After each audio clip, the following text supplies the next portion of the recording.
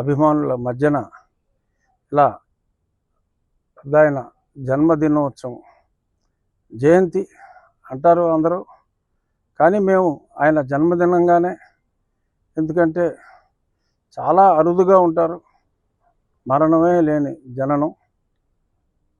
పురాణ పురుషులు ఉంటారు కొద్దిమంది, ఆంజనేయ స్వామి కావచ్చు, ఇంకా ఉన్నారు పురాణ పురుషులు. అటువంటి పురాణ పురుషుల కోవలోకి మా అందరి హృదయాల్లో చిరంజీవిగా ఉన్న నందమూరి తారక రామారావు గారు మాకెప్పుడు కూడా ఆయన భౌతికంగా మన మధ్యన లేకపోయినా కొన్ని కోట్ల మంది హృదయాల్లో ఆయన శాశ్వతంగా జీవించే ఉన్నారు. సో అందుకని మా ఒకే అభిప్రాయం మీద ఉన్న మిత్రులందరూ జయంతి వేడుకలు కాదు, జన్మదిన వేడుకలే జరుపుకుందామనే ఒక ఆకాంక్షతో ఈరోజు పెద్దాయన జన్మదిన వేడుకలు జరుపుకున్నాం. ఎన్టీఆర్ తెలుగు జాతికి వన్నె తెచ్చిన మహానుభావుడు ఎన్టీఆర్. దేశంలోనే సంస్కరణలు, సంక్షేమానికి సంబంధించి సంస్కరణలు తీసుకొచ్చిన తొలి పురుషుడు, అద్భుతంగా ఆచరించిన తొలి పురుషుడు చిరంజీవి.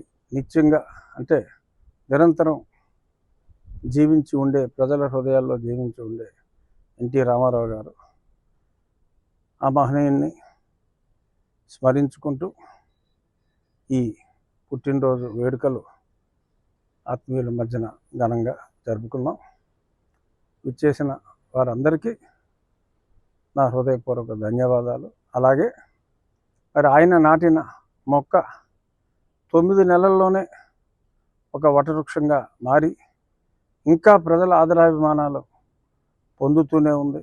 మధ్యలో చిన్న చిన్న తుఫాను తాకిళ్ళు ఎదురైనా మరి ఆ విత్తనం మహత్యం ఎప్పుడు చిక్కు చెదరని వటవృక్షంలా తెలుగుదేశం పార్టీ నిండు నూరేళ్ళు ఇవాళే మహానాల్లో తీర్మానం చేశారు. మరొక్క 40 సంవత్సరాలు తిరుగు లేకుండా తెలుగుదేశం పార్టీ ఉండాలి అని కోట్లాది మంది ఆకాంక్షించారు. పెద్దాయన ఆశీర్వాదాలతో తెలుగుదేశం పార్టీ కలకాలం ఆయన్ని ప్రతిబింబించే విధంగా, అలాగే ఈరోజు నుంచి మరి ప్రతి సంవత్సరం మే 28వ తారీఖు ఆయన పుట్టినరోజును స్టేట్ సెలబ్రేషన్గా జరుపుకోవాలి అని చెప్పి ఆదేశాలు ఇవ్వటం కూడా ఎంతో సంతోషాన్ని ఇచ్చింది. ఆలస్యమైంది, అయినప్పటికీ కూడా ఈరోజు ఈ నిర్ణయం రావటం అనేది హర్షణీయం. ఎప్పుడు కూడా ప్రజల హృదయాల్లో చిరస్థాయిగా ఉండే రామారావు గారిని మనస్ఫూర్తిగా స్మరించుకుంటూ